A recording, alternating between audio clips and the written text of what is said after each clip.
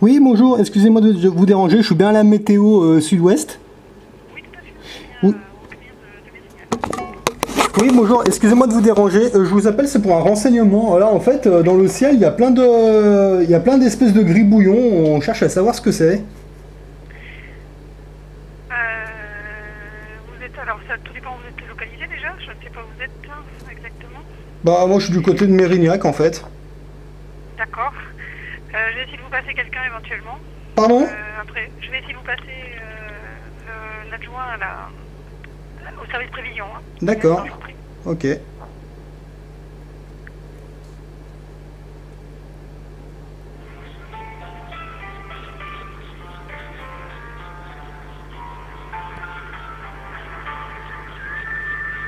Non, parce que si je vous dis que je suis en région Rhône-Alpes, elle va me dire, ah bah, faut appeler la région Rhône-Alpes. Mais comme c'est sur tout le territoire, les chemtrails, bah, on va jouer le jeu.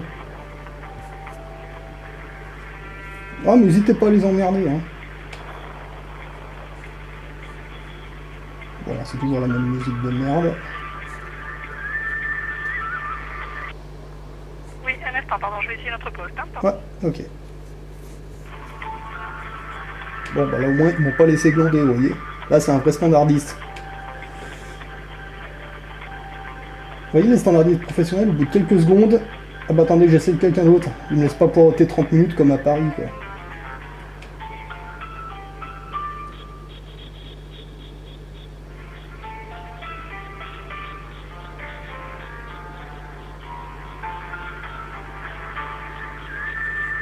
Vous voyez, 30 minutes avec cette musique dans les oreilles?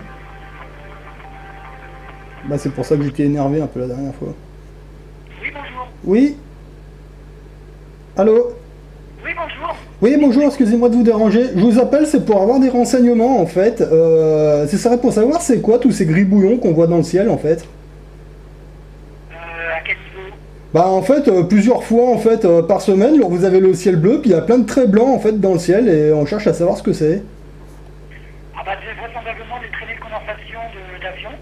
Des traînées de condensation, mais comment ça se fait que ça reste toute la journée, des fois plusieurs heures?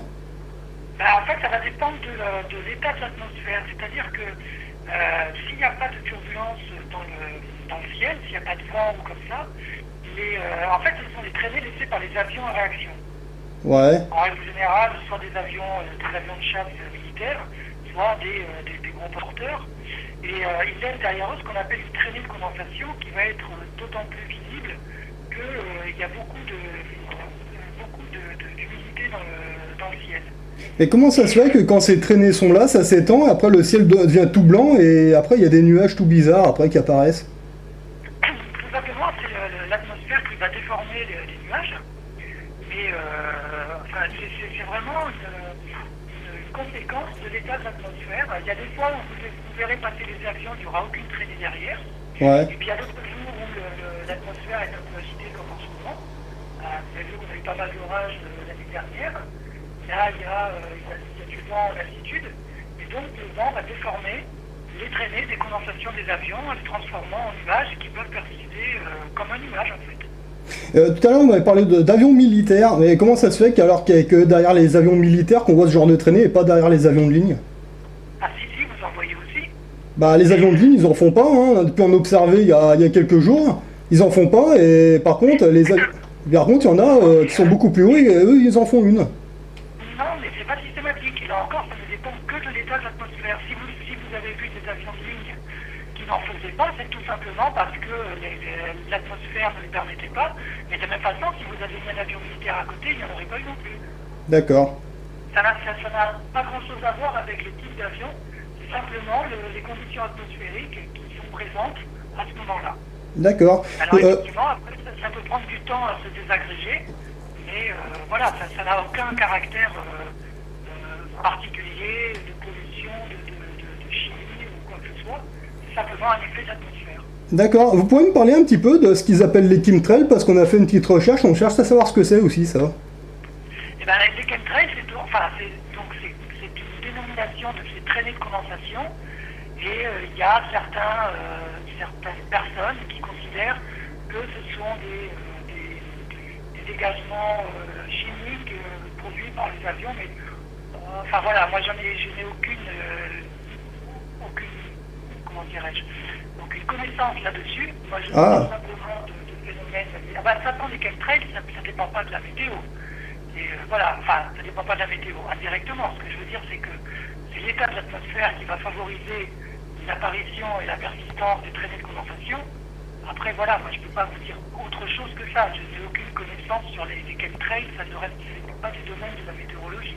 D'accord, et ce qu'ils appellent les COTRA, vous savez ce que c'est, vous, non?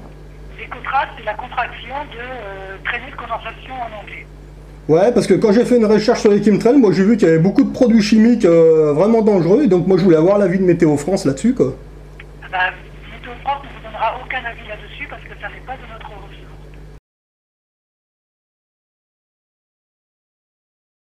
Bah, attendez, normalement la météo, ils sont pas censés surveiller ce qui se passe dans le ciel? Du point de vue atmosphérique, oui. Ouais, mais comment ça se fait qu'ils prennent pas en compte ça? Parce que ça n'a aucune influence sur la météo. Ah bon, vous êtes sûr? Mais alors comment ça se fait que quand ces avions passent, forcément il y a toujours des nuages derrière, en fait, quoi? Non, bah, je vous l'ai dit, c'est pas systématique, ça va dépendre de l'état de l'atmosphère. Ah bon, d'accord. Ok. Et sinon, un dernier petit truc, je voudrais savoir pourquoi dans le sud de la France, il y a ce qu'on peut appeler des mini-tornades et qui ne sont même pas signalées au niveau de la météo. Parce que les mini-tornades, ce sont des phénomènes... Alors, comment je vais pouvoir vous expliquer ça? Ah non, mais je sais ce que c'est qu'une tornade, je sais ce que c'est qu'une tornade, mais ce qui me pose un problème, c'est que la météo n'en parle jamais, ils disent jamais à la population, bon, vous pouvez observer des mini-tornades, mais qu'il faut pas s'inquiéter, machin. Là, la dernière, alors j'ai un frérot qui en a filmé une, il n'y a pas longtemps, hein, c'était dans le sud, c'était le 7 août 2018, donc personne n'a entendu parler la météo dessus, pourtant c'était une qui avait l'air pas mal, et l'autre c'était le 31 mars 2018 qui était beaucoup plus importante, qui a été filmée par un gosse qui était un peu terrifié quand même, et pourtant la météo n'a rien dit du tout. Qu'est-ce que vous auriez voulu que la météo dise? Ah bah je sais pas, qu'ils avertissent les populations pour dire bon vous allez voir tel ou tel phénomène, qu'il n'y a rien de dangereux, voilà, ce genre de choses. C'est ce que j'allais essayer de vous expliquer quand vous m'avez coupé la parole. Ouais. Pour faire des prévisions météo, on utilise ce qu'on appelle des modèles. Des quoi? Mathématiques, des modèles. Des modèles? On appelle des modèles mathématiques et physiques et chimiques. Ah mais vous avez pas des satellites qui surveillent les vents, les trucs comme ça? Mais je peux terminer? Allez-y, allez-y. Ce que je veux vous expliquer, c'est que ces modèles, en fait, il faut imaginer qu'on découpe l'atmosphère en des petits carrés. Ouais. Qui ont certaines distances de côté. Et les plus petits carrés avec lesquels on travaille ont une longueur de côté de 1,3 km à peu près. Ouais. Vous imaginez, on découpe l'atmosphère en plein de petits carrés comme ça. Et les phénomènes de mini-tornades, comme vous dites, ce sont des phénomènes qui ont une taille très petite. Et donc qui passent à travers les mailles, si je puis dire, de nos mailles à nous. Donc on ne peut pas les prévoir. On peut dire qu'il va y avoir un risque de tornade. Ouais. Et ça a déjà été évoqué plusieurs fois dans nos bulletins, notamment quand on sait qu'il va y avoir des orages, on dit qu'on peut avoir des risques de mini-tornades, mais on n'est absolument pas capable de prévoir à quel endroit ils vont se produire, avec quelle intensité et combien de temps. Après, on nous reporte souvent des phénomènes de tornades. Il y en a eu un en Bretagne il n'y a pas très récemment, on a parlé dans les journaux. Et nous, quand on a l'information, on la traite aussi. Mais encore une fois, nos outils ne nous permettent pas de les détecter. Déjà avec les satellites, on ne verra pas des mini-tornades, parce que là encore, il y a un problème de définition d'image. Ce sont des phénomènes qui sont beaucoup trop petits pour être vus par nos satellites. Et si ça ne passe pas sur nos stations d'observation, en fait, on ne peut pas le savoir. Donc nous, on apprend ces phénomènes-là.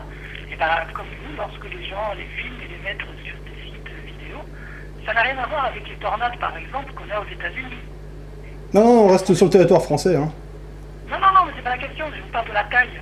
La taille des tornades que l'on a aux États-Unis est beaucoup plus grande. Celles-là, on peut même les voir par satellite. Mais non, les petits phénomènes qu'on a en France, ils sont beaucoup trop petits pour être observés par des satellites. D'accord, ok. Et sinon, au niveau des chemtrails, vous savez où je pourrais me renseigner pour avoir exactement la composition des produits là qu'ils jettent et le reste? Et pourquoi? Alors là, très sincèrement, j'en ai aucune idée. Ouais. Avec la meilleure des volontés, moi je vous parle de ce que je connais, et je ne peux pas parler de ce que je ne connais pas, parce que les chemtrails, alors je suis comme vous, j'ai vu des choses dessus, mais je n'ai absolument aucune idée de qui fait quoi et à quoi ça sert, ni quoi que ce soit. D'accord, et ok. Encore une fois, je ne suis pas persuadé qu'il y ait des produits chimiques qui soient, enfin, je ne veux pas vous avez vos opinions, je les respecte, mais il y a... Non, non, c'est pas une histoire d'opinion, je fais mes recherches en fait pour comprendre ce qui se passe dans le ciel en ce moment, quoi. Oui, oui, non, mais je comprends bien, mais il y a pas mal de théories un peu... Non, non, moi je cherche pas des théories, j'essaie de me renseigner, j'essaie de me... Donc là j'appelle la météo, mais après si je peux avoir d'autres services qui pourraient me renseigner un peu mieux, c'est pour ça, quoi. Là, franchement, sur les chemtrails, j'en ai aucune idée. Ouais, Moi, je vous oui, explique, d'accord.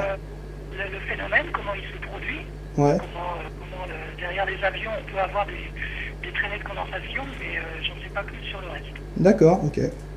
Bon, Voilà. bah c'est pas grave. Bon, bah écoutez, bah, je vous remercie pour vos réponses. Je vous en prie. Bonne journée à vous, au revoir.